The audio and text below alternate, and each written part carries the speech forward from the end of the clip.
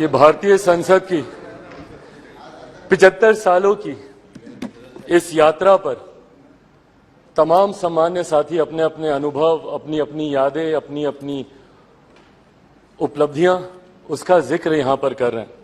मुझे लगता है सर, एक दिन कुछ घंटे इन 75 सालों की यात्रा को समअप करके बताने के लिए बहुत कम है, पर मैं बधाई दूंगा जिस तरीके से आज हमारे प्रधानमंत्री आदरणीय नरेंद्र मोदी जी ने इतने कम समय में इतने खूबसूरत शब्दों के साथ जिस तरीके से इस 75 साल की यात्रा के बारे में उन्होंने पूरा बखान किया, जहां हमारे देश के प्रधानमंत्रियों के योगदान से लेकर इस संसद को चलाने में छोटे से छोटे कर्मचारी के योगदान तक की उन्होंने सराहना की, उनको भी उन्होंने सम्मान देने का काम किया। मीडिया के हमारे साथियों का भी उन्होंने जिक्र किया।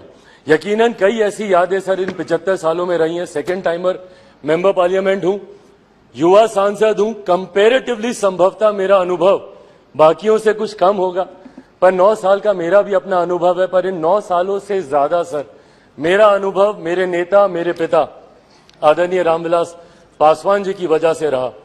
बचपन से जब से होश संभाला, उनके माध्यम से इस संसद की कार्यप्रणाली को समझा, इस संसद की कार्य शैली को समझा, और जब पहली बार इस लोकसभा में आया तो उन्हीं का ही हाथ पकड़कर आया। आज जब हम लोग नई संसद में जा रहे हैं तो यकीनन कई ऐसी यादें कौंधती हैं और यकीनन एक भावुक क्षण है। महसूस होता है कि जिस जगह पर मुझे मेरे पिता लेकर आए थे, आज एक नई यात्रा की ओर हम लोग जा रहे हैं। पर प्रधानमंत्री जी ने भी उसको भी बहुत खूबसूरती से बताया कि ये हम जैसे जो आज की तारीख में इस लोकसभा में मौजूद है, संसद में मौजूद है, राज्यसभा के भी सदस्य, हम लोग ले ये गर्व का लम्हा है, जहां एक तरफ हम लोग इतिहास के भी हम लोग साक्षी रहे हैं, वहीं एक नई ऊर्जा के साथ भविष्य की भी ओर हम लोग जा रहे हैं। तो कड़ी बनने का सौभाग्य हम लोग को मिला इतिहास और भविष्य के बीच, जो यकीनन मौजूद यहाँ पे तमाम सांसदों के लिए एक गर्व की अनुभूति कराता है।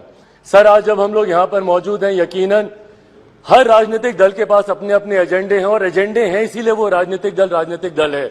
हर किसी ने अपनी अपनी बातों को रखा कि इस विशेष सत्र में ये चर्चा होनी चाहिए, वो चर्चा होनी चाहिए, ये मुद्दे आने चाहिए। यकीनन सर, मेरी भी पार्टी है, हम भी चाहते हैं कि कई विषय हैं जिसपे चर्चा होनी चाहिए। मैं युवा हूं, हमेशा इस बात का मैं पक्षधर रहा हूं कि भारत में एक युवा कमीशन का गठन होना चाहिए, एक नेशनल युवा कमीशन, एक राष्ट्रीय युवा आयोग का गठन किया जाना चाहिए, जहां पे युवा अपनी तमाम समस्याओं के साथ जाएं और अपना समाधान लेकर आए। भारत एक युवा देश है, अलग अलग आयोग यहां पर बने हैं, महिला आयोग है, बाल आयोग है, अल्पसंख्यक आयोग है। ऐसे में देश में एक युवा आयोग के गठन का ये समय है, ये होना चाहिए। साथ ही में हम लोग चाहते हैं sir, women reservation bill pay भी चर्चा हो रही थी, वो भी हम लोग चाहते हैं कि विमेन रिजर्वेशन बिल जल्द से जल्द आए। आज इतनी भारी संख्या में महिला सांसद जो यहाँ पे मौजूद हैं, अपने सामर्थ्य पर जीत कर आई हैं।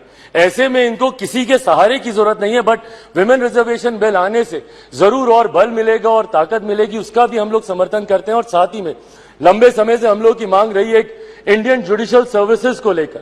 हम लोग चाहते हैं कि एक जुडिशियल सर्विसेज का गठन हो, ताकि समाज के वंचित वर्ग से आने वाले लोग उस स्थान पर पहुंचे जहां से वो न्याय दिलाने की प्रक्रिया का वो हिस्सा बन सके, ताकि उनके साथ जो अभी तक भी रह रहकर भेदभाव या अन्याय होता है उसको दूर किया जा सके। पर इन तमाम विषयों को अलग अलग मंचों पे हम लोगों ने रखा है सर, ऑल पार्टी मीटिंग होती है वहां पर भी, पर हम लोग सिर्फ इन एंटीसिपेशन की क्या होगा, कहीं ना कहीं इस लम्हे की खूबसूरती को हम लोग खो रहे हैं। आज मैं बस यही आग्रह करूंगा कि कौन सा बिल आ रहा है, नहीं आ रहा है, पर ये जो विशेष सत्र बुलाया गया है, ये इतिहास और भविष्य को जोड़ने वाली कड़ी को लेकर बुलाया गया है। हम लोग का ध्यान यकीनन केंद्रित उस तरफ भी होना चाहिए, ताकि इस लम्हे की खूबसूरती को हम ना भूल जाए। पूरा देश नजर लगाए इस पर, देख रहा है कि कैसे हम लोग यहां से दूसरी नई संसद में हम लोग जा रहे हैं। देश ही नहीं, पूरी दुनिया देख रही है।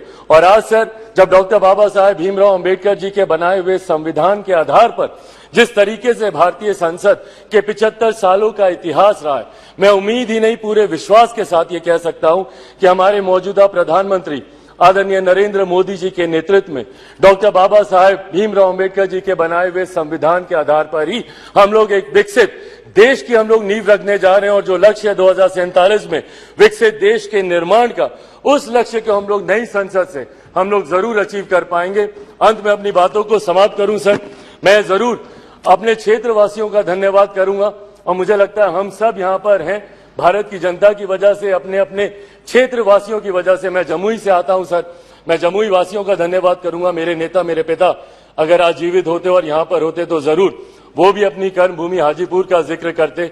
मैं पूरे अपने प्रदेश बिहार का और देशवासियों का धन्यवाद करूंगा जिन्होंने भारतीय संसद को इतना सशक्त, इतना मजबूत बनाया कि आज जब दुनिया भर के राष्ट्रीय अध्यक्ष आते हैं तो वो G20 जैसे इतने भव्य आयोजन को देखकर, जो हमारे प्रधानमंत्री जी के नेतृत्व में किया गया, उसको देखकर देश ही नहीं पूरी दुनिया बढ़ते विकसित भारत के बढ़ते कदमों की सराहना करती है।